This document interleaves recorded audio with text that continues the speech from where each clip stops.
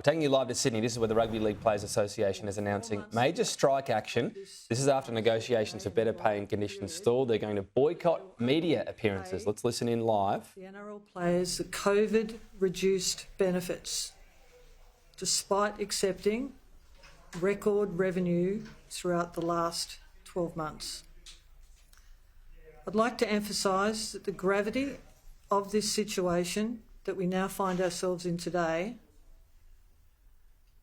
that we are extremely disappointed in the breakdown of these negotiations because we believe it's a blatant disregard to the rights and the welfare and well-being of all the players.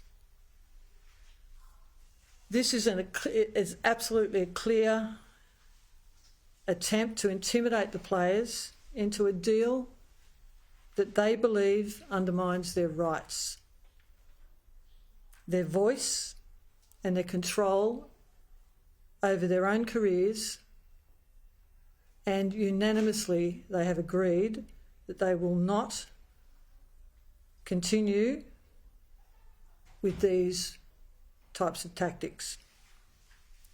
And that is why from Thursday the 6th of July, tomorrow, our players will be boycotting all broadcast and media engagements on days when the NRL and NRLW and State of Origin matches are scheduled. This includes pre-match, half-time, post-match interviews, as well as press conferences and other media opportunities. Further details regarding this boycott, as well as the outcomes we're requesting from the NRL and the ARL Commission, will be provided in a statement, which I'm sure by now you will have received.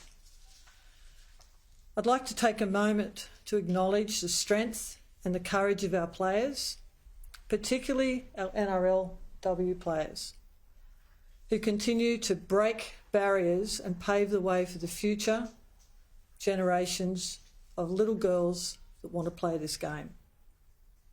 As a woman in a leadership role within the Rugby League, I understand the significance of their presence and the importance of their voices being heard. Our sport, our players and our fans deserve better, and we stand with them and we urge the NRL and the ARL Commission to do the same. I'd now like to hand you over to our CEO. Yeah, thanks everyone. As the CEO of the Rugby League Players Association, I want to add to the Chair's message and provide further context. I'd also like to thank the recent facilitator of the negotiations for his dedication to achieve a good outcome for all. However, negotiations require a different approach, but his contribution is greatly appreciated. This issue hits home for me on a personal level. I've lived and breathed this sport as a fan, player and administrator for as long as I can remember. I understand the sacrifices our players make and the risks they take every time they step onto the field. Their careers can be fleeting and they deserve to have their rights and welfare protected. Over the past 20 months, we have seen a disturbing pattern of behaviour from the NRL and the ARL Commission. What we have seen is a failure to respect the role of the players, representative body, erosion of fundamental player rights, and attempts to buy off players without understanding this CBA is about so much more than money. They have failed to honour their commitments in providing a CBA everyone can be proud of, one that respects the player's irreplaceable role. They did not properly disclose financial information and payments owed to players and disregarded their collective concerns. The players have shown tremendous patience and goodwill through this process, but their trust and resolve has been tested time and time again. I want to be clear that we have been forced into this position, and importantly, our issue is not with the media. Unfortunately, unless we were prepared to fail in our obligations to appropriately represent and protect our members, both current and future, the only choice we are left with is to take action. It's important to understand that this action will be seen by some players as not hard enough. But for now, this is considered appropriate action given the NRL's take it or leave it response, which now rewinds much of the good outcomes we were all optimistic of and hopeful of securing.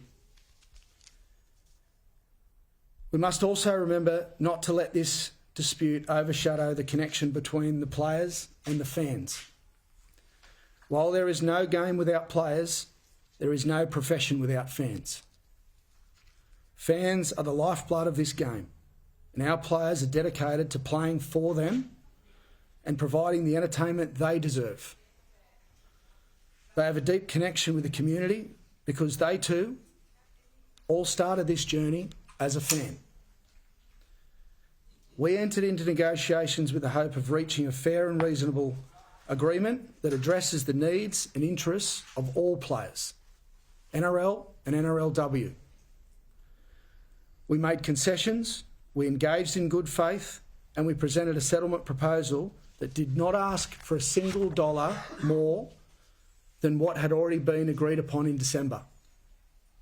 Yet the NRL responded with over 100 changes that would have set the players backward in many key areas.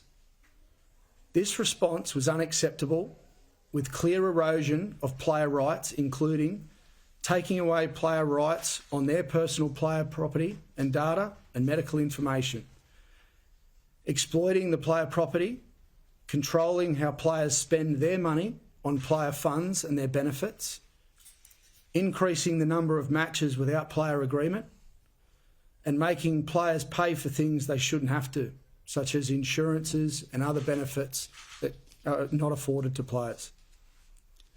This player action is about safeguarding the integrity of the NRL and NRLW competitions and standing up for what's right. We urge the NRL and ARL Commission to come to the table and provide the players with a fair deal, one that everyone can move forward into the future and stand proudly behind. As one of the leaders in our game, I'm fearful and concerned about the trajectory of our game. With all major stakeholder agreements unsigned, unresolved and unannounced. These include the NRL and NRLW CBA, club licensing agreements, New South Wales Rugby League and Queensland Rugby League membership agreements, NRL and NRLW grand final venue and location, and International Rugby League schedule and structure. We need to come together and provide certainty for everyone. This must be a non-negotiable. Let us not forget our game is the only game in world sport that started due to players' and workers' rights and a dispute that happened more than 100 years ago. Well, here we are again, except it's our own governing body that we're holding a dispute with. We are standing up and stepping forward to represent the will and conviction of all our players and the players that have come before them. And we will continue to stand firm for the benefit of current, past and future players and the overall health and success of the game. Thank you.